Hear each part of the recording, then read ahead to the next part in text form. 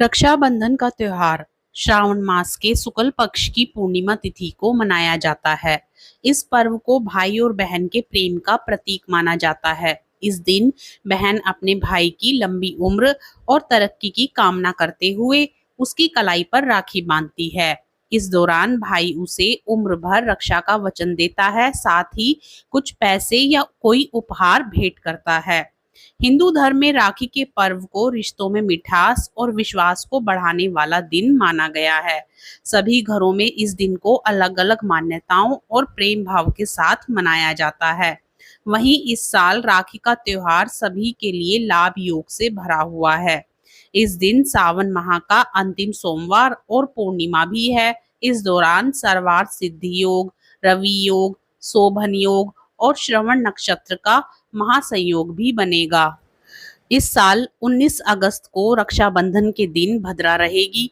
रक्षाबंधन के दिन भद्रा सुबह 5:53 से आरंभ होगी, जो दोपहर 1:32 पर समाप्त होगी। इस दौरान राखी बांधने की मनाही होती है। वैदिक पंचांग की गणना के अनुसार राखी बांधने का शुभ मुहूर्त 19 अगस्त के दिन दोपहर 1:32 के बाद से लेकर रात 9:07 तक रहेगा। ऐसे में आप इस मुहूर्त की अवधि के अनुसार भाई को राखी बांध सकती हैं। राखी बांधने के लिए सबसे पहले थाली में रोली, अक्षत, मिठाई और राखी रख लें। अब सबसे पहले भाई के दाहिनी कलाई पर राखी बांधें, क्योंकि इस हाथ में राखी बांधना शुभ होता है।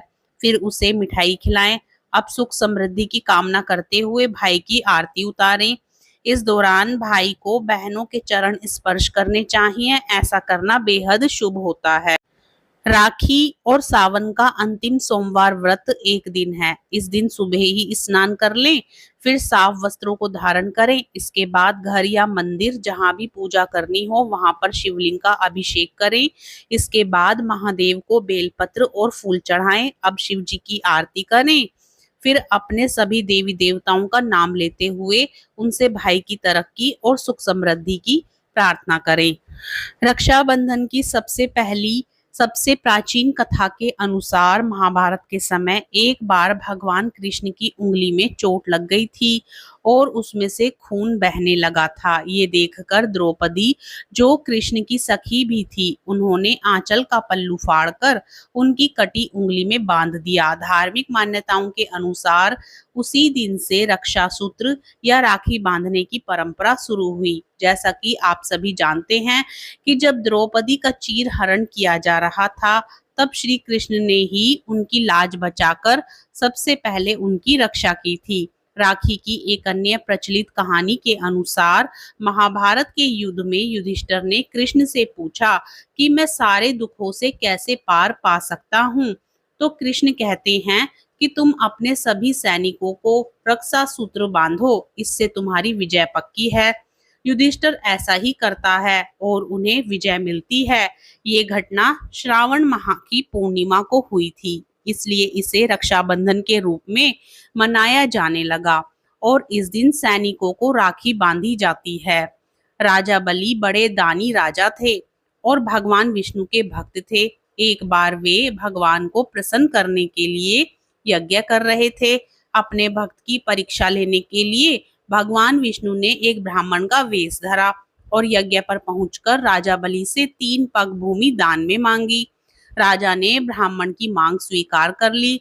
ब्राह्मण ने पहले पग में पूरी भूमि और दूसरे पग में पूरा आकाश नाप दिया। राजा बलि समझ गए कि भगवान उनकी परीक्षा ले रहे हैं, इसलिए उन्होंने फौरन ब्राह्मण का तीसरा पग अपने सिर पर रख लिया। उन्होंने कहा कि भगवान, अब तो मेरा सब कुछ चला गया है, अब आप मेरी विनती स्वीकार करें और मेरे साथ पाताल में चलकर रहें। भगवान को राजा की बात माननी पड़ी। उधर माँ लक्ष्मी भगवान विष्णु के वापस ना लौटने से चिंतित हो उठी। उन्होंने एक गरीब महिला का वेश बनाया और राजा बलि के पास पहुंचकर उन्हें राखी बांध दी। राखी के बदले राजा ने कुछ भी मांग लेने को कहा। माँ लक्ष्मी फौरन अपने असली रूप में आ गई और राजा से अपने पति भगवान विष्णु को वापस लौटाने की मांग रख दी। राखी का मान रखते हुए राजा ने भगवान विष्णु को माँ लक्ष्मी के साथ वापस भेज दिया। माना जाता है कि एक बार दैत्य वृत्रासुर ने इंद्र का सिंहासन हासिल करने के लिए स्वर्ग पर चढ़ाई कर दी। वृत्रासुर बहुत ताकतवर था और उसे हराना आसान नहीं था।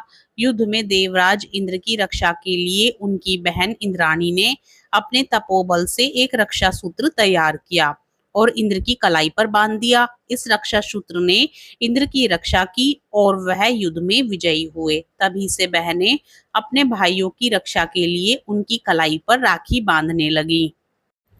तभी से रक्षाबंधन का पावन दिन मनाया जाने लगा। आप सभी को रक्षाबंधन के त्योहार की हार्दिक शुभकामनाएं। कथा पसंद आए तो वीडियो को लाइक जरूर करें। चैनल पर नए हो तो चैनल को सब्सक्राइब भी जरूर कर लें।